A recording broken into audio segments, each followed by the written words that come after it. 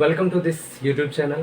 पिछले वीडियोस में हम लोगों ने यूनिट्स एंड मेजरमेंट के पार्ट 1 में स्टार्टिंग का पोर्शन देखा था कि फिजिकल क्वांटिटी क्या होता है।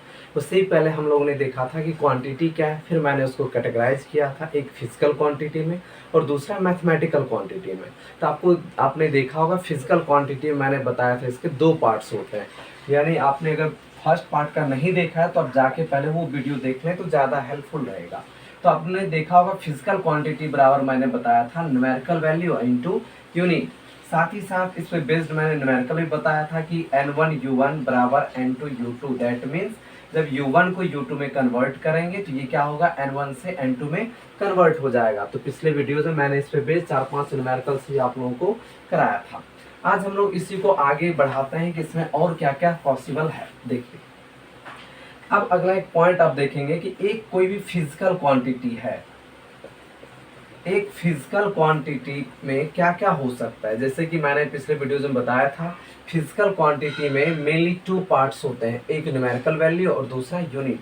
अभी हम लोग देखेंगे कि फिजिकल क्वांटिटी में क्या क्या है। तो देखिए सबसे पहले फिजिकल क्वांटिटी में ऐसा भी हो सकता है कि सिर्फ आपको न्यूमेरिकल वैल्यू हो, ओनली न्यूमेरिकल वैल्यू, मतलब एक फिजिकल क्वांटिटी में सिर्फ अगर न्यूमेरिकल वैल्यू भी हो तो वह भी यानी कि फिजिकल क्वांटिटी के टर्म के अंतर्गत आ जाएगा। और ये जो फिजिकल क्वांटिटी न्यूमेरिकल वैल्यू यानी यूनिट है वो तो आपको जनरलाइज हो जाएगा। कुछ स्पेशल केसेस होंगे जिसमें आपको सिर्फ न्यूमेरिकल्स वैल्यू ही आएगा। जैसे मैं आपको बताता हूँ, अगर मैं यहाँ से ले लूँ डाइलेक्ट्रिक कांस्टेंट, डाइलेक्ट्रिक कांस्टेंट। अब कहेंगे सर ये डाइलेक्ट्रिक कांस्टेंट क्या है, तो एक्चुअल में 12th का टॉपिक है जिसको हम प्रावैद्युत नियतांक कहते हैं। हिंदी में लिखना हो इसको कहेंगे प्रावैद्युत नियतांक। आपका मैं 10th का एग्जांपल देता हूँ जो आप लोगों ने 10th में पढ़ा होगा। रिफ्रैक्टिव इंडेक्स ले लेते हैं म्यू। म्यू बराबर होता है c/v, इसको बोलते हैं रिफ्रैक्टिव इंडेक्स, मतलब अपवर्तनांक। तो आप यहाँ पर देखो अपवर्तनांक के लिए भी c क्या होता है, स्पीड ऑफ लाइट, v क्या होता है, स्पीड ऑफ लाइट। दोनों का यूनिट कैंसिल हो जाता है, सिर्फ क्या बचता है, न्यूमेरिकल वैल्यू। यानी म्यू बराबर हो जाएगा 3.26, 1.25, एनीथिंग इस तरह का कोई नंबर। ये जो डाइलेक्ट्रिक कांस्टेंट है ये भी आपका 1 to 4 एनीथिंग कोई नंबर होगा। यानी कि कह सकते हैं फिजिकल क्वांटिटी कैन बी, यहाँ से स्टेटमेंट लिखेंगे, can be specified, specified if, यानी कि सिर्फ न्यूमेरिकल वैल्यू हो तो उससे भी स्पेसिफाइड किया जा सकता है। दूसरा लेते हैं मैग्नीट्यूड ओनली, मैग्नीट्यूड ओनली। तो यानी सबसे पहले हो गया न्यूमेरिकल्स वैल्यू रहेगा तो वो हो जाएगा। दूसरा है मैग्नीट्यूड ओनली। तो अब आप यहाँ पर ध्यान से समझो कि न्यूमेरिकल्स वैल्यू और मैग्नीट्यूड में क्या डिफरेंस आएगा। सबसे पहले हम लोग इसको समझ लेते हैं कि न्यूमेरिकल वैल्यू क्या है और मैग्नीट्यूड क्या है। देखिए अगर मैं ये कहूँ कि 5 केजी का कोई वस्तु है, सॉरी 5 केजी अमाउंट का कोई वस्तु है, इसको हम 5000 ग्राम भी बोल सकते हैं, डेफिनेटली बोल सकते हैं। पिछले वीडियोस में ऑलरेडी सिखा चुका हूँ। तो अब आप देखो इसको हम लोग कहते हैं न्यूमेरिकल वैल्यू, इसको हम लोग कहेंगे न्यूमेरिकल वैल्यू, मतलब संख्यात्मक मान हो जाएगा। और ये जो है यहाँ पर 5000 ये भी आपका न्यूमेरिकल वैल्यू ही रिप्रेजेंट करता है, जबकि ये जो है केजी ये यूनिट है और ये ग्राम है तो ये भी क्या है, यूनिट। मैंने बताया था ना कि एक यूनिट से दूसरे में जाएंगे तो कन्वर्ट हो जाएगा। तो आप देखो इस प्रॉपर में न्यूमेरिकल वैल्यू 5 है, इस प्रॉपर सिस्टम में कितना है, 5000 न्यूमेरिकल वैल्यू है। लेकिन अब आपसे मैं ये पूछूं कि आप बताओ 5 केजी वस्तु हो या 5000 ग्राम वस्तु हो, दोनों का मैग्नीट्यूड, परिमाण जो बताएगा, जो वैल्यू बताएगा वो अलग अलग होगा या सेम होगा। तो आप कहोगे नहीं ये बिल्कुल सेम होगा, डेफिनेटली ये बिल्कुल क्या होगा, सेम होगा। मतलब सिंपल आप समझो, 5 केजी आम खरीदो, कोई बोले मुझे मेरे पास 5 केजी आम है, कोई कहे कि मेरे पास 5000 ग्राम में आम है, दोनों का मैग्नीट्यूड क्या है, सेम है, वैल्यू क्या है, सेम है। तो वही चीजें थी, पहली जो थी वो थी सिर्फ किसके लिए, न्यूमेरिकल वैल्यू के लिए। दूसरा मैं एग्जांपल अभी आपको देने वाला हूँ सिर्फ मैग्नीट्यूड ओनली, यानी कि एक फिजिकल क्वांटिटी में, भौतिक राशि में सिर्फ मैग्नीट्यूड रहेगा तो उससे भी उसको स्पेसिफाई किया जा सकता है। जैसे कि सिंपल लेता हूँ 5 केजी मास का ले लीजिए, यानी कि द्रव्यमान मास के लिए 5 केजी। 10 मीटर यानी कि ये हो जाएगा लेंथ के लिए। तो अब आप यहाँ पर देखो मास हो गया, लेंथ हो गया, तो इसमें सिर्फ क्या है, मैग्नीट्यूड। तो अब कहोगे सर यहाँ पर दूसरा क्या टर्म्स नहीं है, तो दूसरा आपका यहाँ पर होगा डायरेक्शन, जो कि डायरेक्शन नहीं है। और थर्ड में आपको पहले ही लिख देता हूँ, मैग्नीट्यूड एंड डायरेक्शन। मतलब अब एक फिजिकल क्वांटिटी में आपको मैग्नीट्यूड भी हो जाएगा और डायरेक्शन भी हो जाएगा। जैसे कि मैं बात कर लूँ अगर आपको फोर्स के लिए, तो ये जो फोर्स आपका है इसको 5 न्यूटन अगर मैं लिखता हूँ, तो फोर्स में क्या होता है ना कि 5 आपका मैग्नीट्यूड हो जाता है, न्यूटन क्या हो जाता है, यूनिट हो जाता है, और साथ ही साथ ये वेक्टर है, मतलब इसमें डायरेक्शन भी है। मतलब ये आपका फोर्स हो गया, उसी तरह से वेलोसिटी हम ले लेते हैं, उसी तरह से लीनियर मोमेंटम ले लेते हैं। और हाँ देखिए, मे बी अभी आपको कुछ कुछ प्रॉब्लम ये आ रही होगी कि मैं ज़्यादातर वर्ड इंग्लिश में यूज़ करता हूँ, तो मैंने पहले ही आपको इसके बाद मैं आपको ऐसा यूनिट का एक वीडियोस इसके बाद आप देखेंगे, तो वहाँ पर सारा जो टर्म है ये छोटा छोटा, जैसे मैग्नीट्यूड को परिमाण बोलते हैं, वनली को सिर्फ बोलते हैं, मैग्नीट्यूड आ गया, डायरेक्शन हो गया, तो मास हो गया, लेंथ हो गया, ये ऑब्वियसली आपको याद हो भी गया होगा, तो इसको आप याद रखेंगे तो कोई दिक्कत नहीं होगा। आइए हम लोग यहाँ पे आते हैं। तो सबसे पहला था यानी क्या, सिर्फ न्यूमेरिकल्स, यानी कि फर्स्ट था न्यूमेरिकल वैल्यू रहेगा तो उससे भी फिजिकल क्वांटिटी कहा जा सकेगा। दूसरा है मैग्नीट्यूड से भी कहा जा सकेगा, जैसे कि मास हो गया, लेंथ हो गया, डिस्टेंस हो गया, इस सब में सिर्फ मैग्नीट्यूड है, डायरेक्शन नहीं है। ये भी आपको फिजिकल क्वांटिटी को रिप्रेजेंट करता है।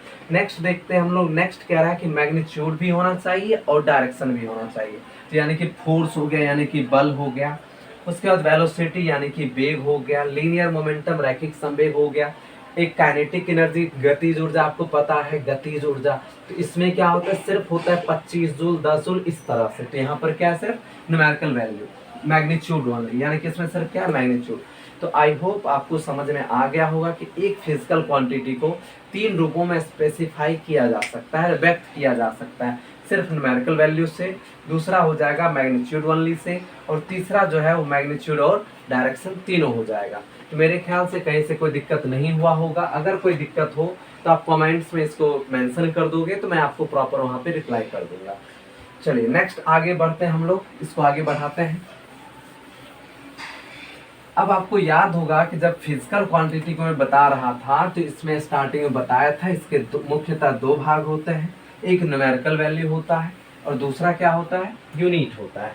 यानी कि फिजिकल क्वांटिटी बराबर न्यूमेरिकल वैल्यू, जिसको संख्यात्मक मान कहेंगे, और यूनिट। तो आप न्यूमेरिकल वैल्यू से भली भांति परिचित हो चुके हो कि कहाँ पर क्या होगा। तो अभी हम लोग देखते हैं यूनिट को।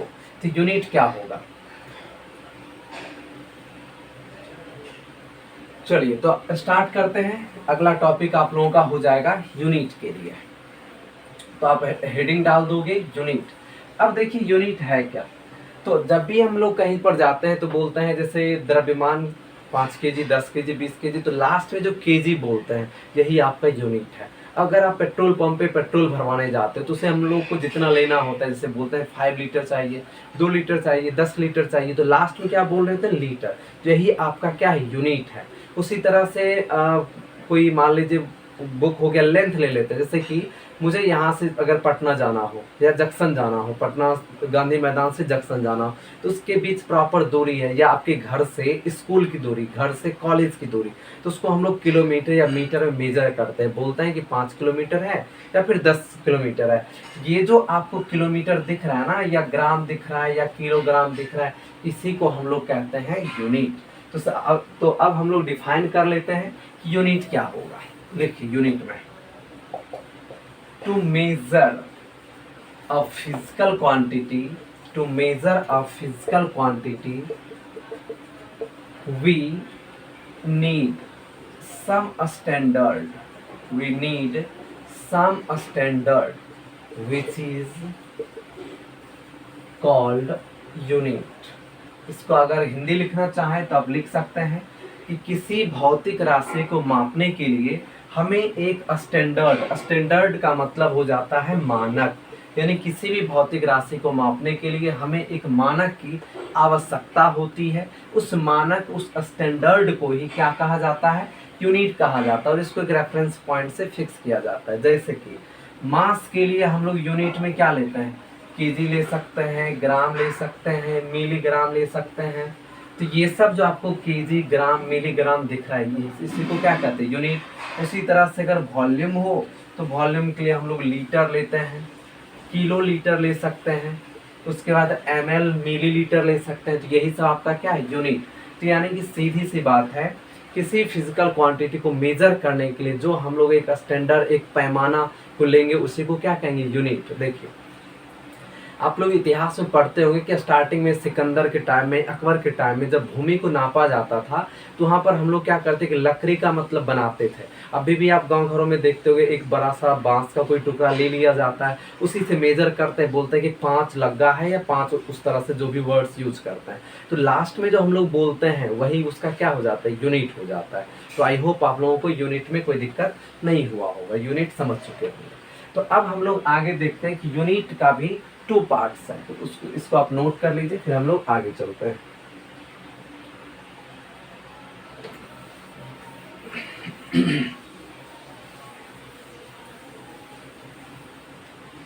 देखिए यूनिट का जो है, इसका भी 2 पार्ट्स है। एक हो जाएगा आपका फंडामेंटल यूनिट, फंडामेंटल यूनिट, और दूसरा हो जाएगा आपका डिराइव्ड यूनिट। यानी 2 तरह के यूनिट पढ़ेंगे, एक हो जाएगा फंडामेंटल और दूसरा हो जाएगा डिराइव्ड। हिंदी में लिखना हो तो फंडामेंटल को हम लोग कहेंगे मूल राशि और डिराइव्ड को कहेंगे हम लोग व्युत्पन्न राशि।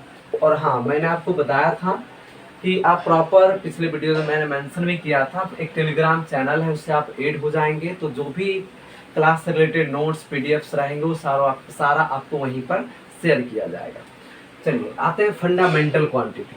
तो सिंपल सी बात है, फंडामेंटल किसको कहेंगे, नाम में ही लगा हुआ है मूल, इसका मतलब ये हो गया कि जो बेसिक है। तो सिंपल हम लोग कहेंगे the unit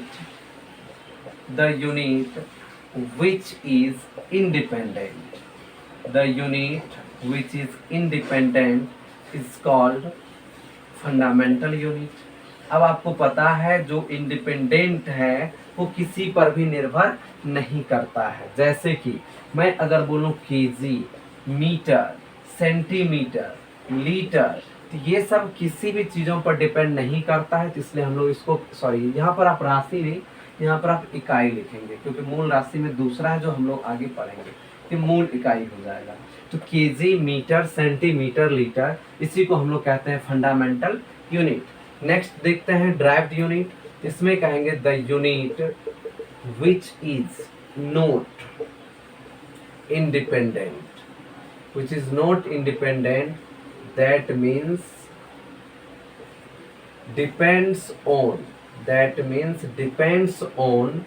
fundamental unit. Fundamental unit is called derived unit। मतलब इसका हिंदी लिखना हो तो लिखेंगे, अब पहले इंग्लिश पढ़ देता हूँ। The unit which is not independent, that means depends on fundamental unit, is called derived unit. मतलब वैसी, मैंने दोनों में राशि ही लिख दिया है, सॉरी, यहाँ पे राशि नहीं इकाई लिखना है आपको। मतलब ये हो जाएगा कि वैसी इकाई जो स्वतंत्र ना हो, इसका हिंदी लिखना हो तो लिख सकते हैं वैसी इकाई जो स्वतंत्र ना हो, अर्थात वो किस पे डिपेंड करता हो, तो फंडामेंटल यूनिट पर डिपेंड करता हो, मूल इकाई पर निर्भर करता हो, उसी को कहते हैं डिराइव्ड यूनिट। अच्छा, मैं यहाँ पर एक और लिख सकते हो आप लोग, आवर लिख सकते हो, सेकेंड लिख सकते हो, सिंगल इंडिविजुअल रहेगा उसी को हम लोग फंडामेंटल कहेंगे। तो अब इसमें अगर मैं एग्जांपल दूं तो ये आपका हो जाएगा मीटर पर सेकेंड, केजी मीटर पर सेकेंड, केजी मीटर प्रति सेकेंड स्क्वायर। ये सब जो आप यहाँ पर देख रहे हो, ये सब जो आपको दिख रहा है, ये सब कैसा यूनिट है, डिराइव्ड यूनिट है। मतलब ये हो गया कि फंडामेंटल यूनिट इंडिपेंडेंट रहेगा, किसी पर निर्भर नहीं करेगा, डिराइव्ड यूनिट जो है वो आपको निर्भर करेगा। ठीक है, तो आई होप ये पूरा आपको समझ में आ गया होगा। तो हम लोग आगे चलते हैं।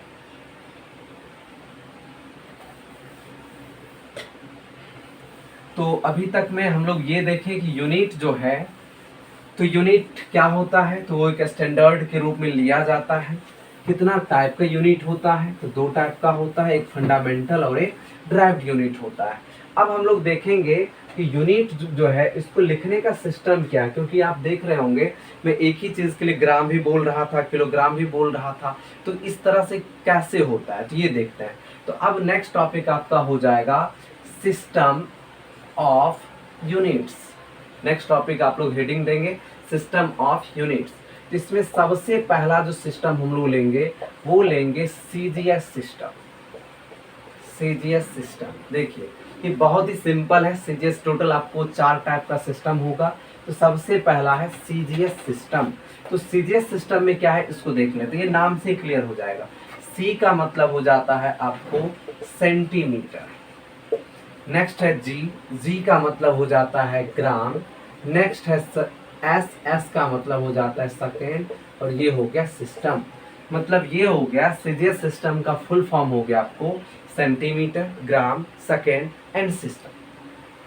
तो अब देखिए इस प्रॉपर सिस्टम में क्या होता है, लेंथ को किसमें मापेंगे, जाहिर सी बात है सेंटीमीटर है तो मास को तो मापेंगे नहीं, तो जब भी मापना होगा तो हम लेंथ को ही मापेंगे। तो कहेंगे इस प्रॉपर सिस्टम में लेंथ को हम लोग सेंटीमीटर से मेजर करते हैं, मास को हम लोग ग्राम से मेजर करते हैं, और सेकेंड किसके लिए आएगा, टाइम के लिए, डेफिनेटली टाइम के लिए। तो मतलब इसमें लिखेंगे in this system, in this system length is measured in centimeter, length is measured in centimeter, mass is measured in gram, time is measured in second। Simple आप यहां से दिमाग लगाओ, सी फॉर सेंटीमीटर है तो सेंटीमीटर जब भी आएगा किसके लिए आएगा, लेंथ के लिए आएगा, ग्राम मास के लिए आएगा, सेकेंड टाइम के लिए आएगा। तो मतलब इस प्रॉपर सिस्टम में जब हम लोग बदल रहे होंगे सीजीएस सिस्टम में तो सेंटीमीटर, ग्राम और सेकेंड का यूज करेंगे। ये आपका हो गया पहला सिस्टम। नेक्स्ट सिस्टम हम लोग देखते हैं। नेक्स्ट सिस्टम को कहा जाता है एफपीएस सिस्टम। अच्छा हाँ, इसका हिंदी अगर लिखना हो तो आप लिखोगे कि इस सीजीएस सिस्टम में, कि इस पद्धति में लेंथ को किससे मेजर करेंगे, सीएम में, लेंथ को मीटर में सीएम कर, सॉरी, इस प्रॉपर सिस्टम में हम लोग लेंथ यानी लंबाई को सेंटीमीटर में मेजर करेंगे, द्रव्यमान को ग्राम में मापा जाता है और टाइम को सेकंड में मापा जाता है। तो इस तरह से आप लोग इसको हिंदी में लिख सकते हैं। अगर आपको प्रॉपर हिंदी का चाहिए नोट्स तो आपको टेलीग्राम पे मिल जाएगा, क्योंकि बोर्ड पर हिंदी और इंग्लिश दोनों को लिखाना थोड़ा सा डिफिकल्ट है, टाइम टेकिंग हो जाएगा। तो इसलिए आप इंग्लिश में समझ लो और हिंदी में मैं आपको नोट्स प्रोवाइड करवा दूंगा टेलीग्राम के चैनल पर। नेक्स्ट आते हैं एफपीएस सिस्टम। तो एफपीएस का फुल फॉर्म देख लेते हैं पहले। तो एफ का मतलब हो जाता है फुट, पी का मतलब हो जाता है पाउंड और एस का मतलब हो जाता है सेकेंड। तो मैं इसका डिफिनेशन लिखाऊंगा नहीं, आप ध्यान से सुनो। फुट, फुट जो होता है आपको वो लेंथ के लिए आता है, पाउंड जो है वो मास के लिए आता है और सेकेंड जो है वो टाइम के लिए आता है। तो सिंपल लिखेंगे in this system length is measured in foot, mass is measured in pound, mass is measured in pound and time is measured in second। Simple है, लेंथ के लिए फुट आएगा, मास के लिए पाउंड आएगा, टाइम के लिए सेकंड आएगा। तो इस तरह से हम लोग क्या करेंगे, इसको मेजर करेंगे। आई होप इसमें आप लोगों को कहीं से भी कोई दिक्कत नहीं आ रही होगी। तो जैसा ये लिखा हुआ डेफिनेशन उसी तरह से आप इस डेफिनेशन को भी अच्छे से लिख सकते हैं, प्रिपेयर कर सकते हैं। तो यहाँ पर आप इम्पॉर्टेंट चीज बात ध्यान देने वाली ये है कि फुट को हम लोग कहाँ मेजर करते हैं। तो जब आपका घर बन रहा होगा तो आप देखे होंगे जो मिस्त्री आते हैं घर बनाने के लिए वो लेंथ को हमेशा फुट में ही मेजर करता है। वो कहेगा कि 10 फुट है, 20 फुट है, तो इस तरह से वो फुट में मेजर करता है। नेक्स्ट है पाउंड। तो आप जब भी अपने बर्थडे के लिए, एनिवर्सरी के लिए, किसी भी चीज़ के लिए केक लाने जाते होंगे तो केक को जब भी लाया जाता है पाउंड में लाया जाता है, और सेकेंड से तो परिचित हैं ही। तो यानी कि यहाँ से हम लोग ये लिख लेंगे कि 1 फुट में जो होता है वो 0.3048 मीटर होता है, ये याद रख लेंगे। और 1 पाउंड जो होगा वो आपको 0.454 केजी हो जाएगा, मतलब हाफ केजी से जो है थोड़ा सा कम होता है, वो 1 पाउंड के आपके बराबर हो जाता है। तो प्रॉपर इस दोनों को नोट कर लीजिए, फिर हम लोग आगे चलते हैं।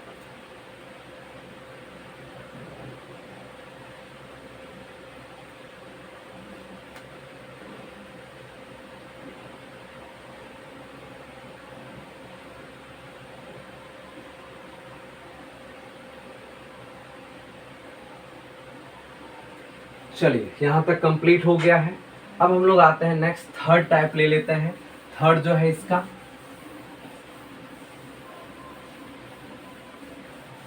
ये आपको सीखना बहुत ही ज़्यादा इम्पोर्टेंट है। इसमें बेसिक में क्या बताया जा रहा है, क्योंकि आगे आपको इस पर बेस्ड क्वेश्चन देखने को मिलेगा। थर्ड ले लेते हैं MKS सिस्टम। तो अब देखिए MKS सिस्टम में क्या है। तो सिंपल आप यहाँ पर देखो M लिखा हुआ है, तो M का मतलब जो है वो आपको मीटर हो जाएगा। तो M फॉर मीटर हो जाएगा, K फॉर आपको किलोग्राम हो जाएगा, और S फॉर जो है सेकेंड हो जाएगा, सेकेंड सिस्टम। तो दैट मीन्स इस प्रॉपर में मीटर आएगा किसके लिए, तो लेंथ के लिए, किलोग्राम किसके लिए आएगा, तो मास के लिए आएगा, सेकेंड किसके लिए आएगा, टाइम के लिए। तो इट्स वेरी सिंपल, लेंथ को हम लोग मीटर में मेजर कर लेंगे, मास को किलोग्राम में मेजर कर लेंगे, और टाइम को किसमें मेजर कर लेंगे, सेकेंड में मेजर कर लेंगे। तो यानी कि इस प्रॉपर सिस्टम में मीटर, किलोग्राम और सेकेंड का हम लोग यूज करते हैं। तो आई होप आप लोगों को समझ में आ गया होगा। तो सबसे पहले एक बार रिकॉल करा देता हूँ। सबसे पहले था CGS, उसके बाद था FPS, और उसके बाद है MKS। यानी ये पहला, ये दूसरा और तीसरा, एक फोर्थ भी होगा आपका ऐसा यूनिट, इस पे हम लोग बाद में चर्चा करेंगे। देखिए पहला जो आपका CGS है, तो C for centimetre, G for gram, S for second. सिर्फ फुल फॉर्म आप याद रखो, ऑलरेडी अच्छे से लिख सकते हो। F का मतलब हो जाएगा फुट, P का मतलब हो जाएगा पाउंड, S का मतलब हो जाएगा सेकेंड। तो फुट, पाउंड, सेकेंड, यहाँ से ये हो जाएगा। नेक्स्ट है M का मतलब हो जाएगा आपका मीटर, K का मतलब हो जाएगा किलोग्राम, और S का मतलब हो जाएगा सेकेंड। तो यानी कि मीटर, किलोग्राम, सेकेंड, ये तीनों आप लोगों को अच्छे से समझ में आ चुका है। और किसको किससे मेजर करेंगे, जैसे किलोग्राम लग गया, ग्राम, किलोग्राम, तो ऑलरेडी आप बाहर से सामान लाते ही हो, तो सब हम लोग किसके लिए लाते हैं, ग्राम में, मास के लिए। तो ये सिस्टम ऑफ यूनिट का 3 टाइप जो है आपका ये पूरा कंप्लीट हो चुका है। नेक्स्ट अब हम लोग देखते हैं SI यूनिट को। देखिए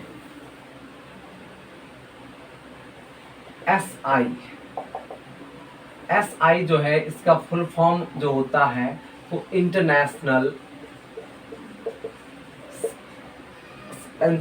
सिस्टम ऑफ यूनिट्स, मतलब इसको बोलते हैं इकाई की अंतरराष्ट्रीय पद्धति। अब आपको पता है राष्ट्रीय का मतलब क्या होता है, जो देश भर में हो, किसी राष्ट्र के अंदर का हो। अंतरराष्ट्रीय का मतलब होता है जो इंटरनेशनल लेवल पर हो। तो अब जो हम लोग पढ़ने वाले हैं वो पढ़ने वाले हैं SI सिस्टम को।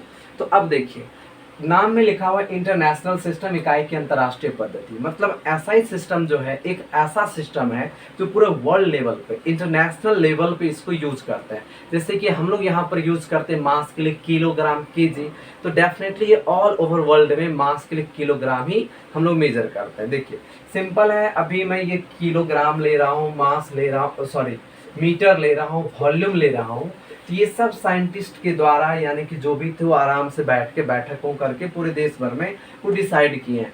उन्होंने पहले से डिसाइड कर दिया कि मास के लिए केजी लेंगे तो केजी ही चल रहा है। अगर उन्होंने बोला होता कि मास के लिए हमें किलोमीटर लेना है, तो अभी हम लोग मास के लिए किलोमीटर बोलते हैं। तो बस स्टार्टिंग से उस तरह से किया गया है, तो उसी को हम लोग आगे फॉलो करते जाएंगे। तो यह जो इंटरनेशनल सिस्टम यानी SI यूनिट्स है, ये आपको हर हाल में सीखना है, बिकॉज ये आपको बहुत ही ज़्यादा मोस्ट इम्पॉर्टेंट हो जाता है। क्योंकि पूरा फिजिक्स में आप हर एक टॉपिक पे देखोगे SI सिस्टम SI यूनिट्स निकालते हुए। जब भी हम लोग न्यूमेरिकल सॉल्व करेंगे तो उसको भी SI यूनिट में ही हम लोग सॉल्व करेंगे। आप लोगों को बेसिक याद भी होगा SI यूनिट्स में, जैसे कि मास के लिए क्या लेते हैं, मास के लिए केजी हो जाता है, लेंथ के लिए मीटर हो जाता है, टाइम के लिए सेकेंड हो जाता है। ये सब आपको ऑलरेडी पता होगा। तो देखिए ऐसा यूनिट जो है ये बहुत ही इंपॉर्टेंट है, जो कि हर एक स्टूडेंट को आना चाहिए।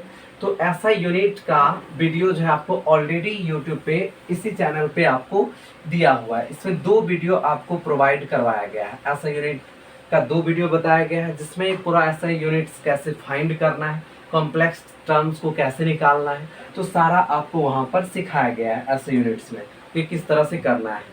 तो इस वीडियो अगर आप देख रहे हैं तो इसके बाद जो है जस्ट आप लोगों को ये वीडियो एंड होगी, तो उसके बाद इसके जस्ट नीचे में आपको ऐसा यूनिट का वीडियो मिल जाएगा, तो वो आप जाकर प्लेलिस्ट में जाकर देखेंगे तो मिल जाएगा। तो ऐसा यूनिट का पहला और दूसरा वीडियो आप अच्छे से देख लेंगे, समझ लेंगे और साथ ही साथ प्रैक्टिस कर लेंगे। प्रैक्टिस के लिए आपको मैं बता देता हूँ, एनसीईआरटी जो है, एनसीईआरटी बुक के सबसे लास्ट में दिया हुआ है, 11th के एनसीईआरटी में सबसे लास्ट में दिया हुआ ऐसा यूनिट। वैसे मैंने उस वीडियो में काफ़ी क्वेश्चन को प्रैक्टिस करवा भी दिया है, तो आप वहाँ से भी कर सकते हैं। तो और भी ज़्यादा प्रैक्टिस करना है तो आप एनसीईआरटी के लास्ट में दिया हुआ है, तो आप वहाँ से जाकर अच्छे से प्रैक्टिस कर सकते हैं। तो एक्चुअल में इसको आगे के वीडियो में पहले ही डाल दिया था, उसे पढ़ा चुका हूँ। तो यहाँ से टॉपिक को हम आगे कंटिन्यू करते हैं। चलिए नेक्स्ट देखते हैं हम लोग। और आप लोग ऐसे यूनिट का वीडियो जरूर कंप्लीट कर लेना, जो कि पहले से ही दे दिया गया है। तो आगे हम लोग देख लेते हैं, एक सिंपल सा टॉपिक है जो बस 5 मिनट का टॉपिक है, वो एंड ही हो जाएगा। अब हम लोग याद होगा आप लोगों को बताए थे फिजिकल क्वांटिटी का 2 पार्ट बताए थे। एक बताए थे on the basis of dependency, यानी कि निर्भरता के आधार पर, और निर्भरता के आधार पर याद होगा मैंने बताया था फंडामेंटल क्वांटिटी और बताया था डिराइव्ड क्वांटिटी। आप ये पूरा वीडियो को देख लो अच्छे से, इसके बाद जाके ऐसे यूनिट प्रैक्टिस कर लेना है, जो कि जस्ट इसके अगले वीडियो में मिल जाएगा।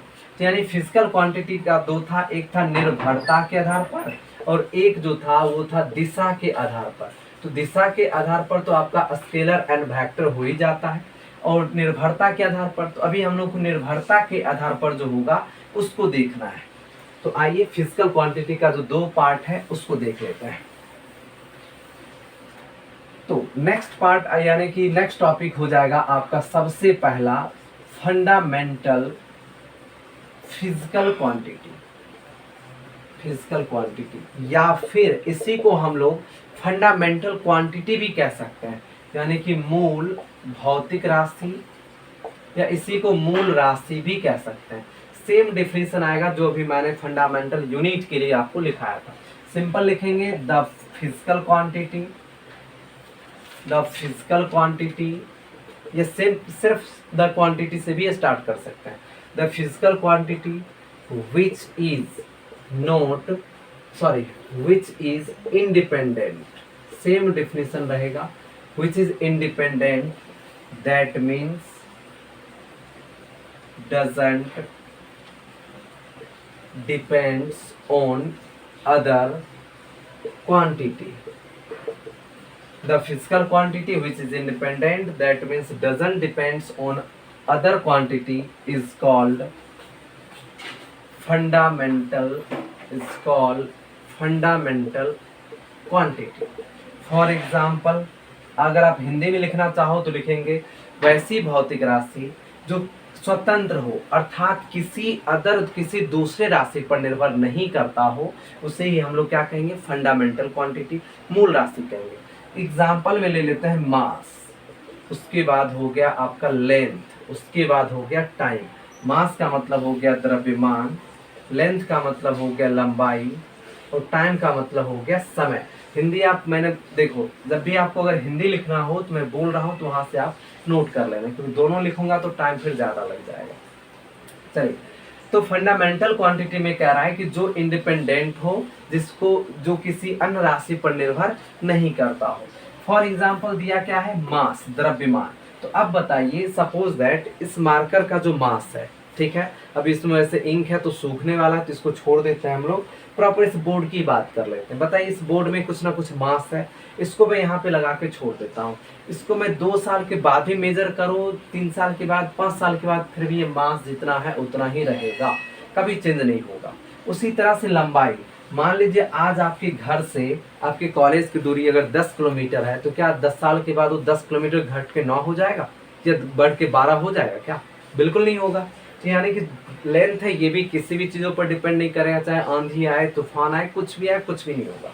टाइम को देख लीजिए, टाइम शुरू से कंटिन्यूअसली जो दिन रात मिला के 24 घंटा बना हुआ है, उसी के अकॉर्डिंग वो अपना चल रहा है। तो समय भी किसी के लिए ना रुका है ना रुकता है, मतलब किसी भी चीज़ों पे डिपेंड नहीं करता है। तो मेरे ख्याल से ये भी क्लियर हो गया हो, क्योंकि जस्ट फंडामेंटल यूनिट को देखे थे, वहीं पर यूनिट हटा के सिर्फ क्या कर लेना है, क्वांटिटी कर लेना है। तो आपको ये हो गया फंडामेंटल क्वांटिटी। बस नेक्स्ट हम लोग आते हैं इसका, वो हो जाएगा आपका ड्राइव्ड क्वांटिटी।